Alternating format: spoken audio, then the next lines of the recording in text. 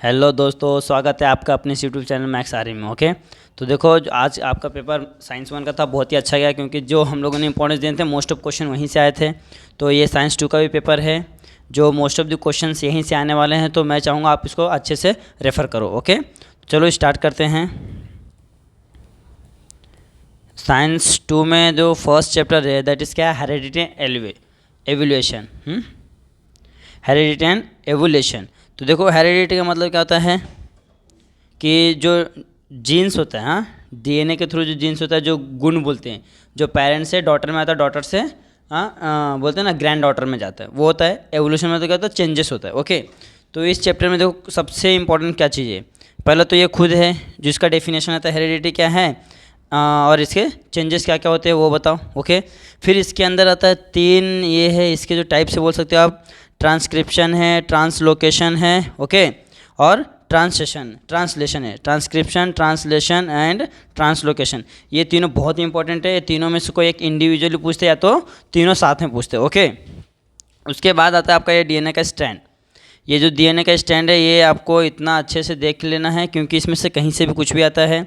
कभी ये नाम लिखने के लिए बोल देगा, डायग्राम बना के देगा आपको, नेमिंग करने के लिए बोल देगा ऐसा, और कभी कभी नेमिंग के साथ डायग्राम बोले या तो पूरा का पूरा एक्सप्लेन करने बोलेगा। ओके, तो ये आपको अच्छे से ध्यान में रखना है। फिर आता है एवोल्यूशन। एवोल्यूशन बहुत ही ज़रूरी है, मतलब कैसे कैसे चेंजेस हो रहा है वो सब चीज़ें आपको भी ध्यान रखना है, ये भी इम्पोर्टेंट। और उसके बाद आता है एविडेंस। हाँ, एविडेंस ऑफ द एवोल्यूशन, मतलब क्या सबूत है कि चेंजेस हुआ, कैसे कैसे चेंजेस हुआ, क्या क्या चीज़ों में चेंजेस हुआ है, ये भी एक most of the important part है। ओके, तो ये सब चीज़ें आप अच्छे से करो। देखो ये उसके अंदर, यहाँ उसके अंदर ही है। पहले एक देखो इधर है, यहाँ से स्टार्ट हो रहा है, ये देखो ये क्या है, मॉर्फोबायोलॉजिकल एविडेंस है। उसके बाद आता है यहाँ पे एनाटॉमिकल एविडेंस है। उसके बाद आता है वेस्टिजियल, फिर बाद में ईयर मसल्स। ये सब क्या है कि मतलब जो जो चेंजेस हुए हैं उसका एविडेंस है। ये पांचों बहुत इंपॉर्टेंट है, इसमें से कोई एक ना एक पूछता ही पूछता है, 101% पूछता है। ओके, फिर देखो ये उसके बाद छठवा उसमें का 6 नंबर का है एम्ब्रियो साइकिल एविडेंस, ये भी बहुत ज़रूरी है।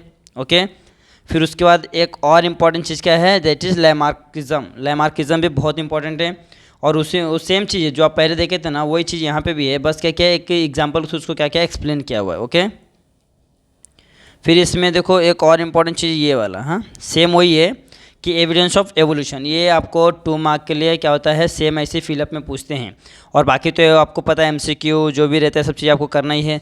देखो वही चीज़ जो मैंने आपको वहाँ बताया वही चीज़ देखो यहाँ पे दिया हुआ है, हर एक चीज़ यहाँ पे देखो दिया हुआ है आपको हर एक चीज़। तो ये सब चीज़ें अच्छे से आप कर लोगे, आपका अच्छा ही मतलब बहुत अच्छा पेपर जाने वाला है, क्योंकि बहुत ही इजी टॉपिक है और अच्छा है। आप जितना पढ़ो उतना आपको इंटरेस्ट आएगा। और कभी कभी डीएनए का फुल फॉर्म भी आता है 1 मार्क के लिए। ओके, तो ये सब चीज़ें आप अच्छे से ध्यान में रख लो। ये चैप्टर नंबर 1 के थे। अब चैप्टर नंबर 2 में क्या है, life process. Okay, living organism part 1 है, क्या है, पहला 1। ये भी बहुत इंपॉर्टेंट। देखो ये एक चीज़ और ध्यान रखना आप लोग, जो यहाँ पे दिखता है ना, यहाँ पे ये जो रहता है कैन यू रिकॉल। ओके, ये सब बहुत ज़्यादा इंपॉर्टेंट रहते हैं, क्योंकि क्या बहुत सारे क्वेश्चन यहाँ से बनते हैं, और ये यूज योर ब्रेन पावर यहाँ से बनते हैं बहुत सारे क्वेश्चन। तो ये सब चीज़ें आपको अच्छे से ध्यान रखना, ये भी ज़रूरी है। तो आप इसको भी अच्छे से रीड कर लो। ऐसा नहीं कि मैं जितना बता रहा हूँ उतना ही बहुत मतलब इनफ है, ऐसा नहीं है। जितना बता रहा हूँ उतना तो करो ही करो, लेकिन क्या कुछ अपने हिसाब से जो आपको लगता है कि मे भी आ सकता है, इसको भी पढ़ना ज़रूरी है। ओके, तो देखो इसमें क्या क्या इंपॉर्टेंट है, ये तो आपको ये वाला करना पड़ेगा।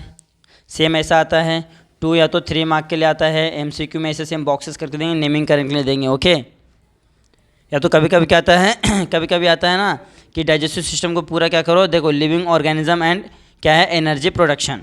कभी कभी क्या बोलता है, इसको पूरा का पूरा एक्सप्लेन करने बोलता है। पहले ये देखो पूरा जो दिख रहा है ना, ये वाला पार्ट पूरा एक ही में क्या वो करता है, एक्सप्लेन करने के लिए बोलता है। ओके, और ये भी बहुत इंपॉर्टेंट है, आपको डायग्राम बोलेगा बनाने के लिए। ओके सॉरी, हाँ, ये डायग्राम भी बहुत इंपॉर्टेंट है। क्या बोला है, इलेक्ट्रॉन ट्रांसफर चेन रिएक्शन, ये भी बहुत ज़रूरी है। इसमें भी आपको क्या करेगा, ये आपको डायग्राम बना देगा, आपको क्या करना है, ऐसा नेमिंग करना पड़ेगा। ओके, तो आप अच्छे से इसको पढ़ के जाओ, और बहुत ही मतलब बहुत ही ईजी भी है। और ये भी आपको देखो always remember NAD FAD। Okay, इसका देखो फुल फॉर्म क्या है, निकोटामाइन एडेनाइन और डाइन्यूक्लियोटाइड है, और FAD का क्या है, फेल्विन एडेनाइन और क्या है, डाइन्यूक्लियोटाइड है। तो ये सब चीज़ें क्या है आप MCQ पॉइंट ऑफ व्यू पढ़ सकते हो। ओके, फिर यहाँ देखो यहाँ पे एक मस्त रिएक्शन करके दिया है, ये भी बहुत ज़रूरी है, एनर्जी कैसे फॉर्म होता है। ओके, तो ये भी बहुत ज़रूरी है, आप इसको अच्छे से कर लो। उसके बाद यहाँ पे देखो 2 मस्त चैन बोलो इसको। ये देखो यहाँ पे दिया ना, ये दो ग्लाइकोलिसिस का है, दोनों वही यहाँ से, ये दोनों भी आते हैं 3 to 4 मार्क के लिए, ये भी बहुत ही ज़्यादा इंपॉर्टेंट है। ओके, तो ये चीज़ें बहुत अच्छे ध्यान, ये हो गया। इसके बाद एक और टॉपिक आता है आपका, दैट इज ये दिख रहा है, अमाइनो एसिड के कितने टाइप है, क्या क्या कहाँ कहाँ रहता है, ये भी बहुत ज़्यादा इंपॉर्टेंट है। अगर देखो, अगर इसको ऐसा मतलब MCQ पॉइंट ऑफ पूछा तो ऐसा पूछेगा, अगर उसको पूरा एक्सप्लेन करने बोला तो भी ये ज़रूरी है। अगर आपको ये अच्छे से आता रहेगा तो आप उसको एक्सप्लेन कर सकते हो ना, पॉइंट ऑफ, अगर आपको सब पॉइंट पता है तो आप उसको अच्छे से एक्सप्लेन कर सकते हो। ओके, अब उसके बाद आता है, क्या आता है, cell division life process. Okay, cell division में देखो ये तो मेन बहुत ज़रूरी है, जो आपका क्रोमोजोम्स है, ये भी बहुत ज़रूरी, इसका डायग्राम के लिए आता है। और ये देखो माइटोसिस, माइटोसिस देखो है, माइटोसिस में कितने टाइप, ये भी, हाँ ये यहाँ पे देख लो, ये सब चीज़ें, हाँ ये बहुत ज़रूरी होता है। यहाँ पे जो साइंस में ना, यहाँ से मोस्ट ऑफ क्वेश्चन यहाँ से बनते हैं। देखो माइटोसिस में क्या होता है, प्रोफेस, मेटाफेस, एनाफेस। ओके, ये भी इंपॉर्टेंट है। और क्या होता है, टीलोफेस, और ये चारों ज़रूरी है, आपको अच्छे से कर लेना है। उसके बाद आता है मियोसिस। ओके, माइटोसिस में 4 पार्ट होता है, मियोसिस में 2 पार्ट में होता है। ओके, देखो मियोसिस में भी है, ये चीज़ें बहुत ज़रूरी है। और देखो ये भी आपको अच्छे से करके लेना है, ये भी बहुत ज़्यादा इंपॉर्टेंट है। ओके, तो ये सब चीज़ें आपको ध्यान से कर लेना है। वही चीज़ों को जो मैंने आपको वहाँ पे बताया, वही सब चीज़ें क्या है, देखो यहाँ पे ये सब दिया ना, यहाँ पे देख लो, वही सब चीज़ें दिया है, यहाँ पे दिया है, देखो ये पूरा मतलब MCQ में दे दिया है। यहाँ पे क्या हो, क्वेश्चन साइंटिफिक रीजन में दे दिया है, ब्रीफ में डिटेल में बता दो। ग्लाइकोलिसिस का सेम चीज़ वहाँ पे मैंने बताया आपको, यहाँ पे वही चीज़ डिटेल में दिया है। तो मैं तो बोलूँगा मोस्ट ऑफ जो क्वेश्चंस बनते हैं ना आपका टेक्स्ट बुक से बनते हैं, तो डाइजेस्ट ना पढ़ के टेक्स्ट बुक रेफ़र करो। और MCQ हो गया आपका, हाँ जिसमें MCQ हो गया, ऑड हो गया, हाँ जितने भी ऑब्जेक्टिव रहते हैं उसके लिए आप डाइजेस्ट पढ़ लो, 21 पढ़ लो, टेक्स्ट बुक पढ़ लो, चलेगा। लेकिन सबसे बेस्ट आपका ना टेक्स्ट बुक है। टेक्स्ट बुक आप जितना ध्यान दोगे उतना बहुत ही इंपॉर्टेंट है। फिर आता है लाइव प्रोसेसिंग का जो पार्ट है, पार्ट सेकेंड है। ओके, ये भी बहुत ही इंपॉर्टेंट है। इसमें 2 पार्ट है। एक तो इसमें से क्वेश्चन बनता है कि डिफ्रेंशिएट बिटवीन सेक्सुअल रिप्रोडक्शन और असेक्सुअल रिप्रोडक्शन, ये पहला काम आता है। या तो कभी कभी असेक्सुअल रिप्रोडक्शन पूछ लेते हैं, कभी कभी सेक्सुअल रिप्रोडक्शन पूछ लेते हैं। तो ये सब चीज़ें आपको ध्यान में रखना है, ये सब चीज़ों को बहुत ही अच्छे से करना है। और एक चीज़ क्या आता है, इसमें डेफिनेशन पूछ लेता है, बाइनरी फिशन क्या होता है, मल्टीपल फिशन क्या होता है। बाइनरी फिशन में जिसमें कि वो कौन सा है बाइनरी फिशन, देखो अमीबा है ना, अमीबा का मतलब डिवीज़न कैसे होता है, और अमीबा का हो गया। और देखो ये सब चीज़ें ना एग्जांपल्स के थ्रू दिए, तो आपको ये सब अच्छे से करना। बाइनरी हो गया, मल्टीपल हो गया, इसमें देखो अमीबा का 2 बार मतलब डिवीज़न हो रहा है। उसके बाद बडिंग आता है, बडिंग मतलब क्या आता है, कहीं से भी कुछ भी निकल जाना। हाँ, जिसमें कि एक पेड़ कैसा रहता है, पेड़ का टहनी कहीं से भी निकलता है, वैसा होता है बडिंग टाइप। तो इसमें भी सेम होता है। उसमें बाइनरी में क्या होता है, 1 से 2 होते हैं। हाँ, एक जैसे में कि फादर है, मदर है, तो उसका डॉटर होता है। ओके, और यहाँ पे क्या होता है, 1 से मल्टीपल आता है। ओके, इसके लिए मल्टीपल फिजन, या बाइनरी फिजन में क्या होता है, सिर्फ 2 बनते हैं। बाइनरी फिजन में कितने होते हैं, 2 होते हैं। लेकिन मल्टीपल में कितना होता है, more than 2। Okay, more than 2। फिर उसके बाद क्या आता है, उसके बाद आता है बडिंग। बडिंग भी सेम उसी का है। इसमें आपको कभी कभी देखो ऐसा सेपरेशन पूछना, ये फर्मेंटेशन पूछता है, रीजनरेशन पूछता है, बडिंग हो गया क्या, फिर क्या है, वेजिटेटिव प्रोपोगेशन हो गया, स्पोर फॉर्मेशन हो गया। ये सब चीज़ें भी क्या है, बहुत ही इंपॉर्टेंट चीज़ें, आपको ये सब 2 मार्क के लिए डेफिनेशन के तौर पे आपको पूछ सकते हो। ओके, अब सबसे ज़्यादा इंपॉर्टेंट जो यहाँ से कितने 4 मार्क के 5 मार्क के जो क्वेश्चन फॉर्म होते हैं ना 4 मार्क वाले, वो यहीं से होता है। जो लास्ट में देखो क्वेश्चन रहते हैं, तो वो कौन सा है, देखो that is sexual reproduction. Okay, sexual reproduction in plants में आता है पहला। ओके, उसमें सबसे ज़्यादा देखो सेक्सुअल रिप्रोडक्शन में प्लांट्स में आता है। प्लांट्स में सबसे ज़्यादा मेन चीज़ क्या है, फ्लावर है। ओके, सेक्सुअल रिप्रोडक्शन के लिए सबसे मेन चीज़ क्या होता है, फ्लावर होता है। और फ्लावर किसका होना चाहिए, हिबिस्कस का। ओके, और उसमें देखो आता है क्या आता है, देखो गैमेट फॉर्मेशन होता है, फिर क्या होता है, फर्टिलाइजेशन होता है, ये सब उसमें आता है। लेकिन इसमें क्या होता है, आपको कभी सिंगल पूछ लेते हैं और कभी कभी क्या होता है पूरा का पूरा एक्सप्लेन करने बोलता है। तो ये डायग्राम भी बहुत ज़्यादा इंपॉर्टेंट है। जो देखो ये वाला पार्ट होता है ना, ये वाला, ये होता है फीमेल पार्ट। हाँ, फीमेल पार्ट होता है। और जो ये देखो बाहर वाला पार्ट होता है ना, ये सब क्या हो गया, मेल पार्ट। फीमेल पार्ट में क्या होता है, स्टिग्मा, स्टाइल, ओवरी। हाँ, उसको बोलते हैं, उसको क्या बोलते हैं, गाइनोशियम बोलते हैं। और क्या, गाइनोशियम जो कि फ्लावर वाला होता है। और जो बाकी जो पार्ट होते हैं, देखो ये फिलामेंट होता है, एंथर होता है।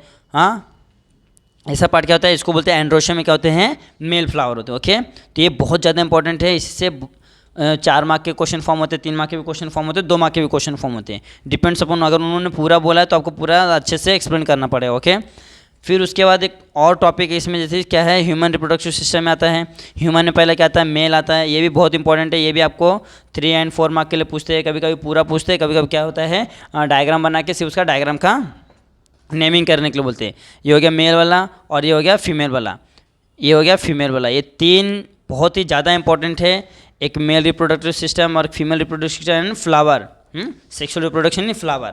ये बहुत ज़्यादा इंपॉर्टेंट तीनों का तीनों टॉपिक है, और ये आपको ना बोर्ड के एग्जाम में 100% तीनों में से 1 टॉपिक आएगा ही आएगा, और आपको 3 और 4 या 4 और 5 मार्क के लिए आ सकता है, मतलब डिवाइड कर करके। तो ये आपको अच्छे से ध्यान में रखना है कि ये तीनों टॉपिक आप एकदम अच्छे से कर लो, ओके। एकदम अच्छे से चाहे तो समझ लो, रट लो, लिख के प्रैक्टिस कर लो, क्योंकि ये 101% यहाँ से एक क्वेश्चन आपको मिलने वाला है, ओके। अब बढ़ते हैं आगे।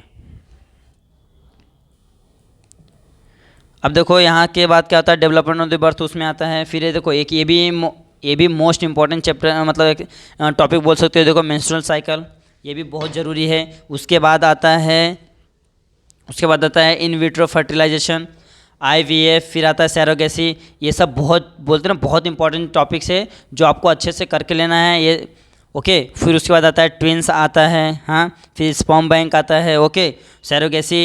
ये सब बहुत ज़्यादा इंपॉर्टेंट है, आपको इसमें से फिक्स से, इसमें से आपको 2 मार्क के लिए पूछेगा, वहाँ से कोई भी 4 मार्क के लिए 101% पूछेगा, तो आप अच्छे से इसको करके जाओ, ओके। क्योंकि मेन इसमें यही चीज़, इसके अलावा कुछ है नहीं। देखो जो मैंने वहाँ पर बताया, देखो यहाँ पे वही चीज़ क्या दिया है, फिलअप में दिया है, एक एक पॉइंट लिख के दिया, आपको एक पॉइंट खुद को लिखना है, ओके। तो उससे बने क्या है, आप पूरा का पूरा पढ़ लो, अगर फिलअप में आए तो भी सही, और अगर जो एक एक इंडिविजुअली पूछने के लिए आए तो भी सही। जो ये चैप्टर नंबर जो सेकेंड है ना, सेकेंड, उसमें से आपको सबसे पहला काम क्या रखना है कि जो क्या होता है, सेक्सुअल रिप्रोडक्शन इन प्लांट आ गया, फ्लावर वाला हो गया, ओके। फिर मेल रिप्रोडक्टिव सिस्टम एंड फिर फीमेल रिप्रोडक्टिव सिस्टम ये हो गया। फिर उसके बाद क्या आता है, उसके बाद आता है ट्विंस हो गया, सैरोगेसी हो गया, और सेक्सुअल और असेक्सुअल में डिफ्रेंशिएट हो गया। ये सब बहुत ज़्यादा इंपॉर्टेंट टॉपिक्स हैं, हाँ, आप इसको तो, और एक और मेंस्ट्रुअल साइकिल हो गया, ये भी ध्यान रखो, हाँ। और IVF मेंस्ट्रुअल साइकिल MC और IVF, ये बहुत ही इंपॉर्टेंट टॉपिक्स है आपको, मेल का, फीमेल का, मेल का, फ्लावर वाला, और ट्विंस वाला हो गया, और मेंस्ट्रुअल साइकिल, IVF, ये आपको 100%, और सैरोगेसी, ये आपको इतना करके लेके जाओगे इस चैप्टर में। इसके अलावा आपको कुछ भी पढ़ना नहीं, एक्स्ट्रा पढ़ना ही नहीं, क्योंकि मोस्ट ऑफ जो बोलते हैं ना मेन क्वेश्चंस इस चैप्टर के यही है। और ये पूरे जो पूरे साइंस 2 का जो ना, ये जो चैप्टर है ना, पूरे साइंस 2 की जान है। तो ये जो पार्ट 1 पार्ट 2 है ना, पूरे साइंस 2 की जान है। आप अगर इसको भी अगर अच्छे से कर लेते हो तो आप आराम से पास हो जाओगे, और जितना मैं बता रहा हूँ अगर उतना आपने पूरा कर लिया तो आप आराम से 40 आउट ऑफ 40 स्कोर कर सकते हो, ओके। मेन यही 2 चैप्टर थे। अब आ जाओ कितना, इन्वायरमेंटल मैनेजमेंट। अब इन्वायरमेंट को मैनेज कैसे करना है, इकोसिस्टम। तो पहले तो आपका आता है इकोसिस्टम रिव्यू, इसको अपने हिसाब से बताना है। फिर देखो यहाँ पे आपको 3-4 क्वेश्चन पूछे, ये वाला पूरा क्वेश्चन आपको क्या करना है, पढ़ लेना है, क्योंकि ये सब क्वेश्चन से भी क्या होते हैं, क्वेश्चन फॉर्म होते हैं बोर्ड के एग्जाम में। अब इसके बाद आता है यहाँ पे देख लो, इकोसिस्टम में क्या होता है, अबायोटिक होता है, बायोटिक होता है, फिर उसके कुछ टाइप होते हैं, इसके फिर कुछ टाइप होते हैं। तो ये भी आपको करना है, ये भी 2 और 3 मार्क के लिए क्या कर सकते हैं, पूछ सकते हैं, ओके। फिर देखो रिलेशन बिटवीन क्या बोला है, इन्वायरमेंट एंड इकोसिस्टम, ये रीजन में कभी कभी पूछ लेता है, तो और ब्रीफ में भी पूछ लेता है, ओके। तो आप इसको अच्छे से करके ले लो। फिर देखो वही सेम चीज़ यहाँ पे दिया है, factor affecting on the environment, ये भी बहुत ज़रूरी है, बहुत ज़्यादा इंपॉर्टेंट है कि कौन कौन से फैक्टर इन्वायरमेंट पे अफेक्ट करते हैं। और ये भी देखो बहुत ज़रूरी है, एयर पोल्यूशन, वाटर पोल्यूशन और सॉइल पोल्यूशन, ये आपको इंडिविजुअली एक एक पूछ सकते हैं, या तो डिफ्रेंशिएट करने के लिए पूछ सकते हैं, या तो बोले एयर पोल्यूशन और वाटर के बीच में डिफ्रेंशिएट करो, या तो सॉइल और वाटर में डिफ्रेंशिएट करो, या तो एयर और सॉइल में डिफ्रेंशिएट करो, ओके। तो अब अगर आप तीनों पढ़ के रखे हो तो या तो एक एक इंडिविजुअल आए तो भी आप लिख सकते हो, या तो डिफ्रेंशिएट करने बोला तो भी आप लिख सकते हो। तो ट्राई करो कि तीनों का तीनों अच्छे से पढ़ लो, ताकि क्वेश्चन कहीं से भी कुछ ही फॉर्म हो आप आराम से लिख सकते हो, ओके। फिर देखो यहाँ पे फिर से एक चीज़ आता है, कंप्लीट द चार्ट, ये भी बहुत ज़रूरी है। Needs of environmental conservation, conservation मतलब इन्वायरमेंट को हम कैसा कंजर्व कर सकते हैं, उसको सुरक्षित रख सकते हैं, वो उसके लिए क्या क्या ज़रूरतें हैं, ओके। तो ये भी बहुत ज़्यादा इंपॉर्टेंट टॉपिक है, आप इसको भी अच्छे से कर लो। फिर उसके बाद हाँ, एक ही हो गया माई रोल इन इन्वायरमेंट, मतलब आपका, हाँ, आपका अपना रोल, यानी हमारा रोल इन्वायरमेंट में क्या है, ये भी बहुत इंपॉर्टेंट है, इसको आप भी अच्छे से कर लो, ओके। फिर देखो कभी कभी क्या आता है, डायग्राम दे देंगे, इसके बारे में मतलब बताएंगे, इसका नाम बताओ और ये क्या क्या चीज़ें हैं, इसका कैरेक्टरिस्टिक बताओ, मतलब ऐसे बोलते हैं, हाँ पूछते हैं, तो आप इसको अच्छे से इतना कर लो। ओके, ये भी जरूर, यहाँ दोनों का डायग्राम दिए रहेंगे, इनके बारे में बताने के लिए बोलेगा।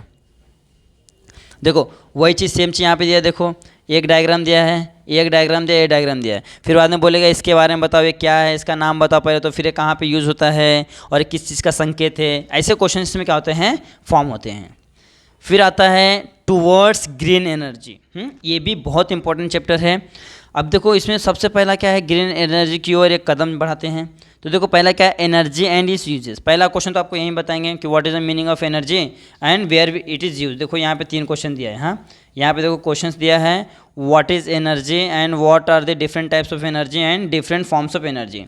एनर्जी क्या होता है, जो हमने देखो जो मैं अभी बोल रहा हूँ किसके वजह से बोल रहा हूँ, with the help of energy. अगर मेरे पास एनर्जी नहीं होती तो मैं आपको बता नहीं पाता, मैं पढ़ा नहीं पाता। ओके, तो जो भी हम लोग काम करते हो किसकी मदद से करते हैं, एनर्जी के हेल्प से।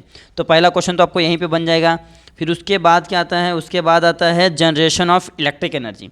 अब इलेक्ट्रिक एनर्जी जनरेट करने के 4 से 5 तरीके हैं। ओके, तो मैं एक आपको समझाता हूँ, बाकी आप आराम से कर लो। देखो पहला जो दिया है, पहला आ जाते हैं इलेक्ट्रिकल एनर्जी। देखो सबसे पहला क्या है कि एक तो क्या रहेगा, आपका ऐसा मस्त पाइप रहेगा जहाँ से क्या आएगा, वाटर रहेगा। फिर यहाँ पे क्या लगा रहेगा, यहाँ पे आपका क्या रहेगा, यहाँ पे आपका रहेगा टरबाइन रहेगा। टरबाइन क्या रहेगा, ऐसा ब्लेड लगे रहेंगे। ओके, तो जैसे ही वाटर स्पेस से प्रेशर से आएगा, देखो यहाँ पे दिख रहा है ना आपको, यहाँ पे आप ध्यान से देख सकते हो, यहाँ पे ये देखो, यहाँ पे देखो, ये देखो ये जो वाटर आ रहा है प्रेशर से, तो प्रेशर से आ रहा क्या हो रहा है, ऐसा टरबाइन ऐसे नीचे से जाएगा, नीचे से, तो ऐसे टरबाइन क्या होगा, ऐसा रोटेट करेगा, टरबाइन ऐसा घूमेगा। अब टरबाइन से कनेक्टेड कौन रहता है, टरबाइन से कनेक्टेड रहता है जनरेटर। ओके, ये टरबाइन से क्या कनेक्ट करता है, देखो यहाँ पे होल दिख रहा है, ऐसा जनरेटर यहाँ से ये होल से कनेक्टेड रहेगा। ओके, जब ये घूमेगा तो ये भी जो घूमेगा, जनरेटर घूमेगा तो क्या आएगा, यहाँ से करंट बनेगा, करंट बन के क्या आएगा, करंट आगे प्रोड्यूस होगा। देखो यहाँ पे सेम देखो, पावर एनर्जी सोर्स क्या हो गया, टरबाइन हो गया, फिर टरबाइन घूमता है, फिर देखो जनरेटर, फिर क्या होता है इलेक्ट्रिकल एनर्जी। ओके, अब देखो इसका जो यहाँ पे देखो आपको शॉर्ट में बता के दिया है, देखो कि ये कैसे काम करता है। पहला क्या होता है, फ्यूल कोल होता है। ओके, फ्यूल कोल में कुछ भी हो सकता है, हाँ। उसके बाद क्या होता है, boiler of the conservation of the water system, एक इसको बॉयल भी करने का भी आता है। फिर क्या आता है, स्टेम टरबाइन, स्टेम मतलब क्या होता है, भाप वाला आता है। फिर जनरेटर, फिर मतलब बहुत सारे टाइप के हैं इसमें। तो पहला हमने क्या देखा कि देखो जैसा पहला है ना, पहले में क्या होगा, देखो आपका ये टरबाइन घूमेगा। सबसे पहले क्या होगा, आप एनर्जी दोगे, चाहे वो वाटर हो गया चाहे एयर हो गया, जिसको क्या होगा, ये टरबाइन घूमेगा, टरबाइन के ब्लेड घूमेंगे, फिर टरबाइन घूमेगा, टरबाइन से कनेक्टेड रहता है जनरेटर, तो जनरेटर घूमेगा। ओके, अब जब जनरेटर घूमेगा तो क्या आएगा, यहाँ पे आपको नेगेटिव पॉजिटिव क्या मिलता है, करंट मिलता, इलेक्ट्रिसिटी मिलता है आपको। ओके, क्या मिलता है, इलेक्ट्रिसिटी। फिर सेम उसी के ऊपर ये भी वर्क करता है। सेकेंड वाला है दी थर्मल, देखो यहाँ पे क्या नाम दिया है, thermal energy based electric power. Same यहाँ पे भी क्या होता है, पानी बॉईल होता है, उसके थ्रू क्या होता है, जो बॉईल होता है उससे क्या होता है, टरबाइन घूमता है, टरबाइन घूमता है तो क्या होता है, वापस से करंट पास होता है, सेम चीज़। और जो बचता है, जो पानी ठंडा होता है उसको वापस होता है। यहाँ पे क्या यूज़ होता है, कोल यूज़ होता है, कोयला। ओके, ये हो गया। फिर उसके वजह से प्रॉब्लम्स क्रिएट होते हैं, इसकी वजह से क्या हो, इसको गवर्नमेंट ने बंद कर दिया। फिर उसके बाद क्या होता है, उसके बाद आता है power plant based on the nuclear energy विस्फोट होता है तब जाके बनता है, ये भी इंपॉर्टेंट है। फिर उसके बाद आता है आपका न्यूक्लियर एनर्जी हो गया।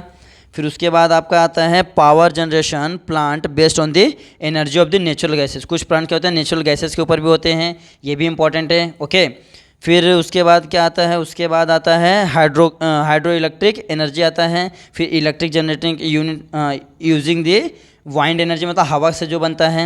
ओके, तो ये हो गया। फिर यहाँ पे एक और लास्ट में क्या आता है, यहाँ पे एक और लास्ट में आता है, देखो ये चीज़ क्या है, सोलार सिस्टम वाला। देखो फोटो इलेक्ट्रिक वाला, देखो ना सोलार दिया ना, solar photo electric photovoltaic cell जिसको बोलते हैं, सोलार सिस्टम होता है।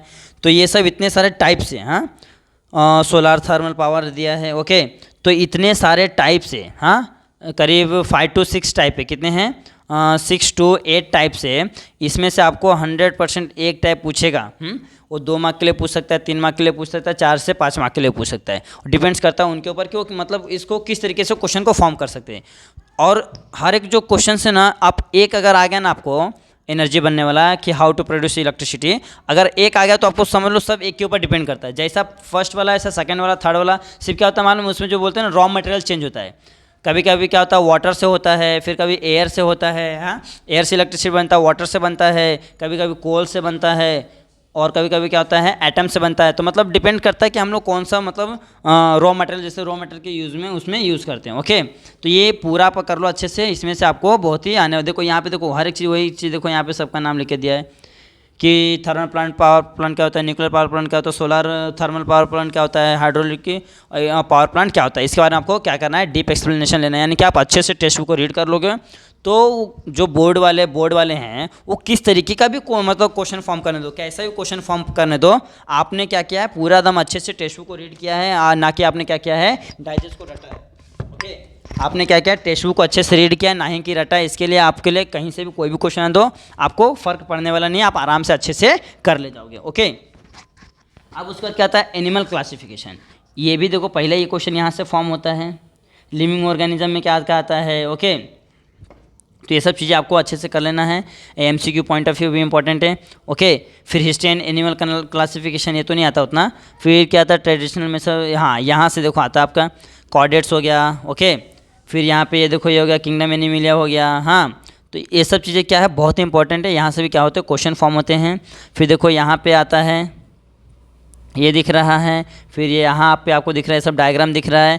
यहाँ पे क्या बोल देंगे, डायग्राम मतलब बना के दे देंगे, आपको नेमिंग करना रहेगा, या तो कोई भी एक डायग्राम दे देंगे, पूछेंगे बताओ कि मतलब कौन से कोऑर्डिनेट का है, कि मतलब कौन सा रेप्टाइल है, कि क्या है, वैसे आपको बताना पड़ेगा। फिर कभी कभी क्या होता है, ये भी दे देते हैं, पूरा नहीं देंगे आपको, एक दो देंगे, दो चार छोड़ देंगे ताकि आप आगे से हो। ये भी आता है, बॉडी सेलोम आता है, सब चीज़ें बहुत ही इंपॉर्टेंट है। ओके, फिर यहाँ पे देखो फाइलम हो गया, ये देखो फाइलम हो गया है, फाइलम कौन सा है, पोरीफेरा है, फिर बाद में क्या है, कैंड्रेडिया है, सेलेंडोटा है। तो ये सब चीज़ें भी क्या है, बहुत ही इंपॉर्टेंट है, आपको ये भी।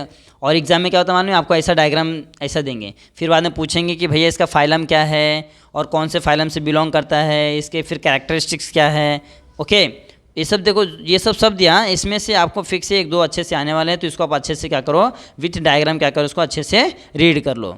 फिर देखो फाइलम आर्थ्रोपोडा है, फिर फाइलम क्या है, एनेलिडा है, ये सब भी बहुत ही इंपॉर्टेंट है, आप इसको क्या करो, अच्छे से पढ़ लो। फिर क्या है, मोलस्का है, ये सब भी। हाँ, ये देखो लास्ट टाइम एग्जाम में ये वाला आया था, ये स्टार फिश, ये सब फिश के मतलब ऐसा डायग्राम दे दिए, फिर नाम पूछे, फिर उसका कैरेक्टरिस्टिक बताना था और कौन से फाइलम से बिलोंग करते हैं। तो आपको ऐसा ही मतलब रैंडमली कोई भी क्या करेंगे, एक डायग्राम दे देंगे, फिर वो पूछेंगे कि ये बताओ कौन से फाइलम से बिलोंग करते हैं, इससे क्लास क्या है। ओके, तो ये सब चीज़ें आपको अच्छे से ध्यान में रखना है और ये पूरा करना। ये बैट भी कभी कभी देता है, कभी ये देता है, कभी ये देता है। हाँ, ऐसा पूरा ये जो जितने दिख रहे हैं ना, ये सब, ये देखो ये हो गया, ये हो गया, ये जितने भी आपको डायग्राम दिख रहे हैं ना, ये सब, ये बहुत ज़्यादा इंपॉर्टेंट है। हाँ, यहीं से आपको यहाँ इस चैप्टर में से यही से आपको आने वाले क्वेश्चन ये आप अच्छे से पूरे के पूरे कर लो। इतना कर लिया, आपको ना आउट ऑफ लाने से कोई नहीं रोक सकता है। ओके, तो इतना ध्यान रखना, ये भी देखो जरूरी है, ये भी आप कर लो। हाँ, अब देखो वही सब चीज़ जो मैंने आपको बताया, देखो यहाँ पे दिया है, सेम टाइप के क्वेश्चन दिया, यहाँ पे देखो डायग्राम दे दिया, फिर बारे में इसके बारे में पूछा है, लेवल दी फॉलोइंग, मतलब नाम भी बताना है, बाकी उसके बारे में देखो जो भी कुछ टाइप्स पूछेंगे, देखो कैरेक्टर्स पूछा है, एग्जाम्पल्स पूछा है और टाइप्स पूछा है। तो ये सब मतलब इस तरीके से क्वेश्चन फॉर्म होता है। तो अगर आपको अच्छे से टॉपिक क्लियर है, हाँ, तो आपको क्वेश्चन किसी भी तरीके से क्वेश्चन अगर बनाता है बोर्ड वाला, तो आप आराम से कर ले जाओगे ना। इसके लिए मैं बोलता हूँ सबसे बेस्ट चीज़ क्या है, टेक्स्ट बुक को प्रीफर करो, आपको कुछ भी टेंशन होने वाला ही नहीं है। ओके, चलो यहाँ पे आ जाते हैं, ये भी बायोलॉजी वाला पार्ट है। हाँ, जितने भी तो हम लोग देख रहे हैं सब बायो वाला पार्ट है। देखो इसमें क्या आता है, इंट्रोडक्शन टू माइक्रोबायोलॉजी।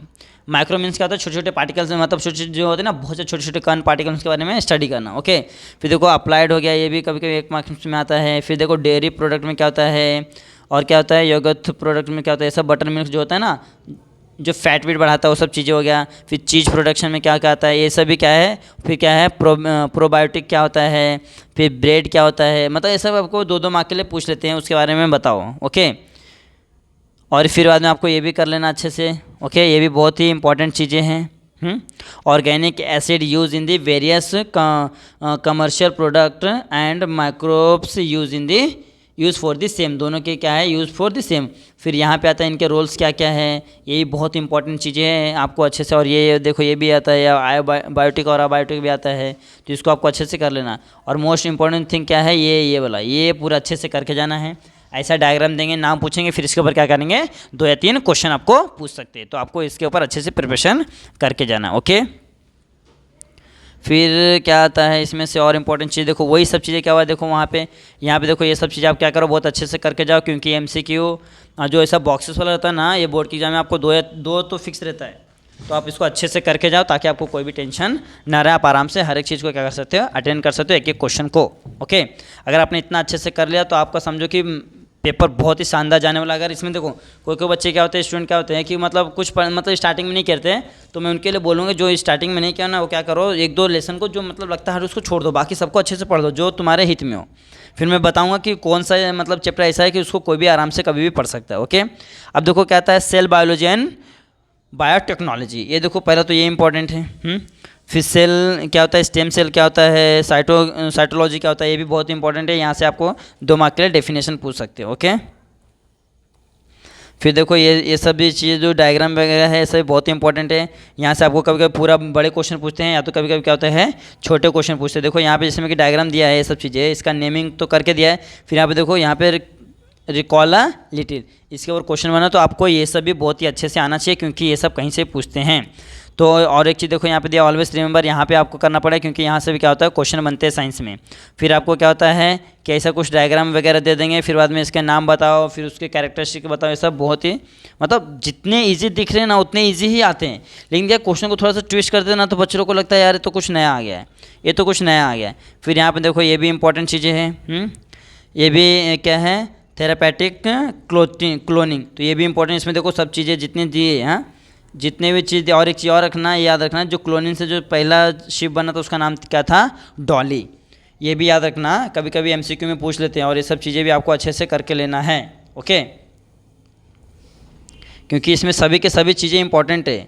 या अगर अब भी पढ़ रहे हो तो ये अब भी तो इंपॉर्टेंट है, 11th के लिए इंपॉर्टेंट है, 12th के लिए इंपॉर्टेंट है, बहुत इंपॉर्टेंट चीज़ें हैं। ओके, तो ये देखो ये यूज़ ऑफ क्या है, स्टेम सेल्स में क्या क्या होता है, और बाकी तो आपको ये सब तो करना है। मैच द फॉलोइंग, ये सब तो एमसीक्यू तो आपको अच्छे से करना है। मैं सिर्फ मेन चीज़ें बता रहा हूँ जो आपको मोस्ट ऑफ इंपॉर्टेंट है, जो 4 मार्क 2 मार्क 3 मार्क के लिए बोर्ड में पूछते हैं, ये भी चाहिए। और बहुत सारी चीज़ एमसीक्यू में पूछते हैं जो मैं आपको बता रहा हूँ, उसको आप मार्क करते जाओ। ओके, ये हो गया।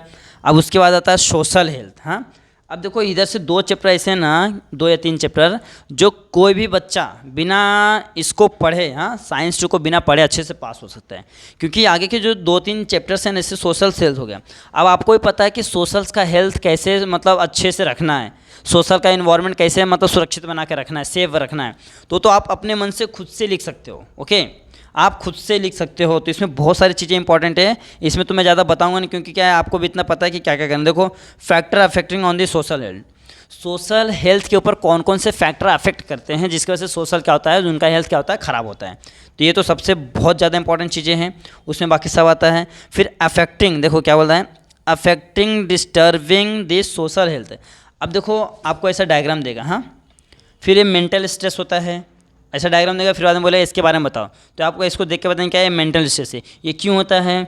किसी चीज़ की लत, जैसे कि लत लग एडिक्शन के कारण भी होता है, या तो कोई मेंटली टॉर्चर करता है, या तो कोई बच्चा क्या होता है घर वाले मतलब बहुत ज़्यादा एक्सपेक्टेशन रखते हैं कि 90% लेके आएगा, बच्चा मतलब थोड़ा वीक होता है, नहीं पढ़ पाता है, तो उसमें क्या होता है उसका 90% नहीं आता, तो उस वजह से क्या होता है वो मेंटल स्ट्रेस हो जाता है, उसको मतलब तकलीफ आने लगता है, जिस वजह से क्या होता है कभी कभी बच्चे गलत कदम भी उठा लेते हैं। ओके, लेकिन ऐसा आपको करना नहीं है, ये हो गया। फिर देखो वही सेम चीज़, फिर क्या आता है एडिक्शन आता है, ये बहुत इंपॉर्टेंट है। फिर क्या आता है क्रोनिक डिसीज आता है, डिसीज मतलब बीमारी वगैरह होते हैं, ये सब बहुत इंपॉर्टेंट है। हाँ, आपको डायग्राम दे देंगे, उसके बाद में आपको क्या करना है पूरा मतलब उसको एक्सप्लेन करना है। फिर देखो कम्युनिकेशन मीडिया एंड क्या है excessive use of the media technology. देखो पहले के ज़माने में क्या होता था, बच्चे खेलते थे, बच्चों को क्या करते थे घर से मतलब घर में बुलाते पेरेंट्स। अब के ज़माने में क्या है, बच्चे इतने मतलब बिजी मोबाइल में हो गए, गेम खेलते हैं, मतलब कुछ भी करते रहते हैं, सोशल मीडिया हो गया, लेकिन बोलते हैं स्पोर्ट्स वगैरह नहीं खेलते, आउटडोर गेम नहीं खेलते, जिससे क्या होता है उसके हेल्थ पे इफेक्ट पड़ता है।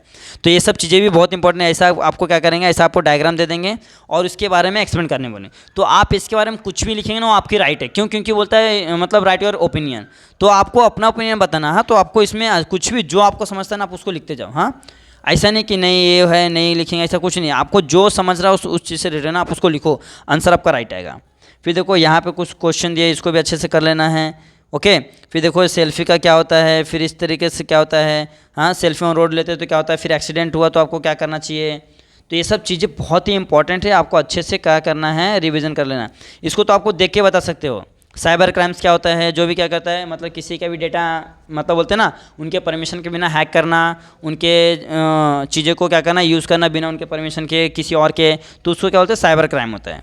ओके। तो ये सब चीज़ें फिर क्या आता है, स्ट्रेस को लेस कैसे करें। तो सबसे पहले क्या आता है, स्ट्रेस मैनेजमेंट कैसे करना है, फिर क्या है, लाफिंग क्लब है, थोड़ा लाफिंग करो, सुबह सुबह योगा करो, उसमें क्या होता है, स्ट्रेस मैनेज होता है। फिर ये सब चीज़ें क्या है, काउंसलिंग करवाओ, मतलब कुछ प्रॉब्लम है तो किसी के पास जाओ, सोल्यूशन लो। जैसे कि फॉर एग्जांपल किसी स्टूडेंट को कोई प्रॉब्लम है, हाँ, तो स्टूडेंट क्या करता है, फ्रेंड से बताता है, या तो कोई कोई अच्छा फ्रेंड नहीं होता है, तो कम से कम आप टीचर से जाके शेयर करो कुछ भी बातें, क्योंकि मतलब टीचर्स होते हैं जो आपको हेल्प करेंगे। ओके। और ये चैप्टर बहुत ईजी है, हाँ, ये चैप्टर ना आप खुद से, हाँ, ओन वर्ड में हर एक चीज़ लिख सकते हो, आपको 100% फुल मार्क्स मिलेगा, फुल मार्क मिलेगा ये चैप्टर में। ये चैप्टर और आगे के 1-2 चैप्टर्स और रिसीव क्या करो, आपको फिलअप मैचअप जो भी है ना इसमें ऑडबिट वो सब पढ़ लो, बाकी रीज़न लिखो। यहाँ पे देखो ना, बोला ना, what will you do and why, तुम क्या करोगे और क्यों करोगे। तो वो ये आपका ओपिनियन है भाई, आपको अच्छा लगा तो किया, अच्छा नहीं लगा तो नहीं किए। तो आप उसमें जो भी लिखोगे ना वो क्या रहेगा, करेक्ट रहेगा।